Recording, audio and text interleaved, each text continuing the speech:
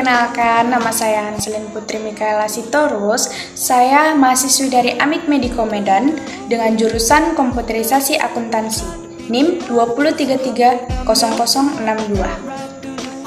Pada video kali ini kita akan membahas cara mengisi SPT tahunan pajak penghasilan wajib pajak orang pribadi. Nah, video pembelajaran kali ini saya buat untuk memenuhi tugas mata kuliah saya, yaitu pajak penghasilan materi ke-14 dengan dosen pengampu yaitu Bapak Maruli Sinaga. Yuk kita ikuti terus videonya. Baiklah, langsung saja kita masuk cara untuk memasukkan SPT tahunannya. Di sini sebelumnya saya sudah membuat contoh perhitungan PPh pasal 21-nya terlebih dahulu, ya.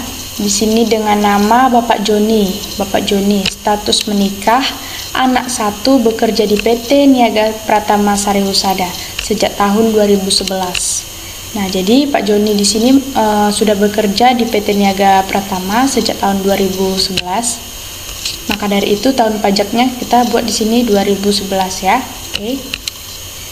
Lalu Pak Joni memiliki NPWP pribadi, yaitu nomor NPWP-nya ini 1789993951024. Nah, itu kita isi dan kita masukkan ke dalam SPT kita tadi.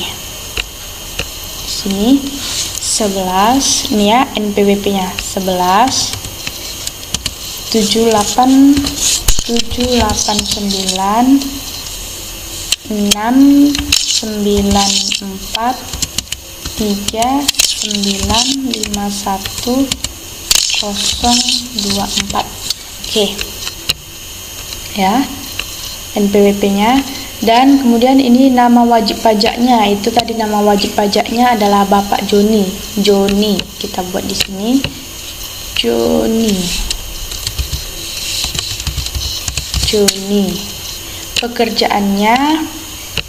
Pekerjaannya yaitu karyawan swasta ya, di perusahaan PT apa tadi nih? PT Niaga Pratama Sari Husada. Oke, kita isi di sini bagian SPT tahunannya karyawan swasta. Oke. Kemudian nomor teleponnya di sini tadi untuk di contoh kita tidak ada tertera, tidak ada kita buat nomor teleponnya. Jadi untuk itu kita yang ininya kita kosongkan saja. Nah, di sini kita mengisi apa yang ada di dalam contoh kita itu saja. Jadi kalau yang nggak ada tertera dalam contoh kita itu boleh kita kosongkan. Seperti ini nomor telepon, perubahan datanya, nomor faksnya, KLU-nya ini nggak usah kita isi. Oke. Nah, untuk perubahan datanya di sini kita buat tidak ada, oke? Oke. Kemudian kita masuk ke penghasilan neto. Untuk pengisian kolom-kolom ini yang berisi nilai rupiah harus tanpa nilai desimal. Nah, untuk itu sebelum kita mengisi penghasilan neto ini, bagian ini kita lihat di 1770 S1-nya, lampiran kedua nih, ada kan lampiran nih. Ini. Nah, bisa kita lihat tadi kan kita udah ngisi NPWP dan nama wajib pajaknya di atas kan. Nah, dia sudah langsung tertera di sini nih. NPWP dan nama wajib pajaknya. Kemudian untuk sebelum kita mengisi ini bagian ini penghasilan netonya. Nah, untuk mengisi ini tadi kita lihat dari soal kita, bunga, royalti, sewa. Nah, di sini tadi ini informasi tambahannya kita lihat ya. Di sini perusahaan PPh 21 yang terutang atas penghasilan Pak Joni ditanggung oleh perusahaan. Selama tahun 2011, Pak Joni tidak memperoleh penghasilan lain selain dari bekerja. Pada akhir tahun 2011, harta yang dimiliki Pak Joni berupa motor yang dibeli secara kredit. Pada tahun 2009 dijual dengan harga sebesar 14.500.000 dan pada tahun 2011 Pak Joni menerima hadiah penghargaan sebesar 80 juta. Nah, nih penghargaan dan hadiah tadi sebesar 80 juta. 80 juta. Oke. Kemudian pada tahun 2011 Joni menerima pembagian warisan. Ini tadi ya, pada tahun 2009 dijual dengan harga sebesar 14.500.000. Ini menjual kereta yang dibeli secara kredit tadi. Jadi dijual Pak Joni sebesar 14.500.000. Berarti di sini keuntungan dari penjualan atau pengalihan harta yaitu 14.500.000.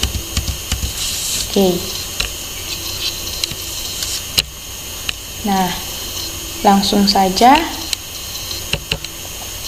untuk hasilnya dia nih sudah langsung dijumlahkan, yaitu hasilnya 94.500.000 rupiah. Nah, ini tadi kita isi sesuai dengan data yang kita miliki, contoh yang sudah kita buat tadi. Nah, ini kita isi di bagian ini tadi ya, mana bagian nih lampirannya yang kedua. Untuk penghasilan yang dikenakan PPh-nya itu tidak ada dalam contoh kita tadi ya, tidak ada. Kemudian untuk harta pada akhir tahunnya itu juga tidak ada. Misalnya ini kita dapat mengisinya jika dia memiliki harta, misalnya dia memiliki rumah, maka kita buat di sini rumah, gitu ya kan, rumah. Tahun perolehan, misalnya dia dapatnya tahun 2001, nah harganya kita isi juga berapa harganya. Nah di situ nanti bakalan ada tertera secara langsung jenis harta, tahun perolehan dan harga perolehannya di bagian atasnya nanti. Nah itu jika ada. Sementara di soal kita tadi kita tidak memiliki dan tidak ada contoh seperti itu. Kemudian untuk kewajiban atau utang pada akhir tahun juga kita tidak memilikinya, tidak ada dalam contoh.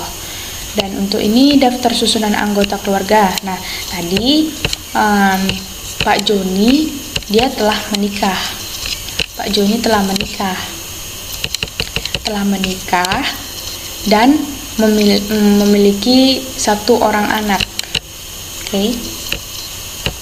Untuk itu kita mengisi SPT-nya. Di sini dia menikah, berarti dia memiliki seorang istri. Istrinya kita buat namanya itu misalnya Riris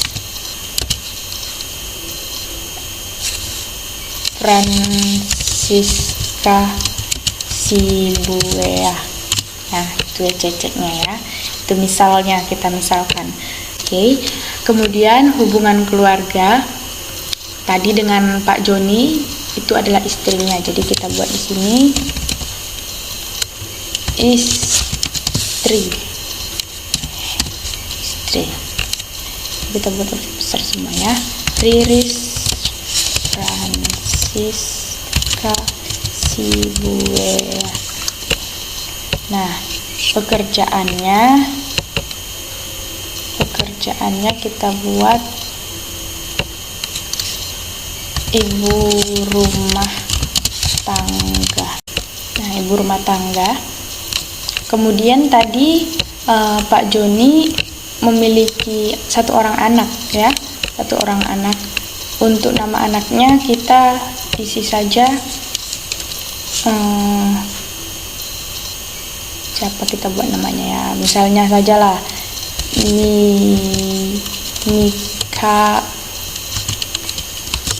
Mika Panjaitan. Oke. Dan hubungan keluarga itu adalah anak. Nah, Jadi di sini ini nanti akan otomatis keluar di bagian atas kita ini. Nah, sebelumnya untuk mengisi yang ini tadi, untuk mengisi bagian ini, nah bagian yang ini saya sudah membuat terlebih dahulu di Excel nih. Gaji pokok, uang makan dan transportasi, pengurangannya. Nah, ini kita buat ya. Gaji pokok Pak Joni tadi 5 juta. 5 juta. Nah, uang makan dan transportasinya itu ini dia 1 juta. 1 juta. Nah, maka dari itu hasilnya kita peroleh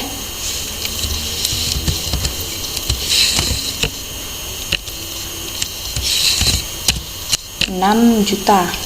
Oke. Nah, untuk pengurangannya biaya jabatannya itu tadi kita sama dengan 5% dikali hasil yang kita dapat tadi ini. Nah, 300.000. Ini lanjut ya. Untuk yang biaya iuran JKK-nya, di sini iuran JKK-nya 2% sama dengan dikali sama hasilnya. Oke. Sama juga. Nah, setelah itu hasilnya tadi kita jumlahkan, sum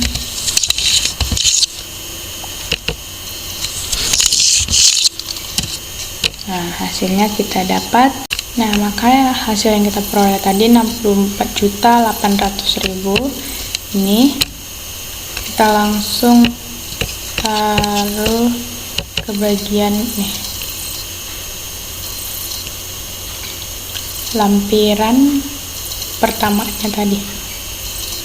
Nih, 64.800.000. Oke. Kemudian untuk penghasilan kena pajaknya. Penghasilan kena pajaknya itu tadi yang dia menikah dan sudah memiliki anak. Nah, di sini PTKP-nya, penghasilan kena pajaknya. WP 54 juta, sudah kawin dan memiliki anak 1 itu 9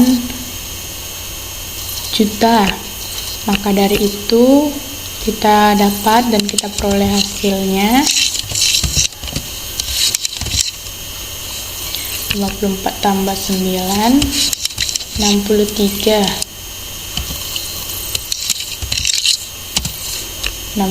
juta. Nah, PTKP-nya ini kita buat di bagian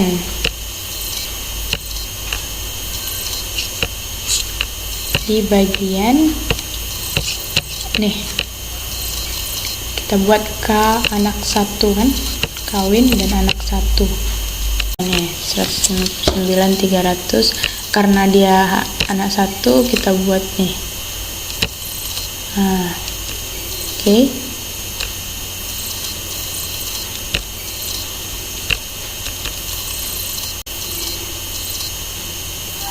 Nah, ya seperti ini pengisiannya. Jadi di sini kita hanya mengisi data-data SPT ini jika data kita atau ini yang kita punya ini, contoh yang kita punya ini, perhitungan PPh pasal 21-nya ini sudah tepat dan sudah benar. Maka dari itu kita tinggal memasukkan saja ke dalam lampiran kerja SPT kita ini. Oke. Nah, begitulah caranya. Oke. Hanya segitu saja untuk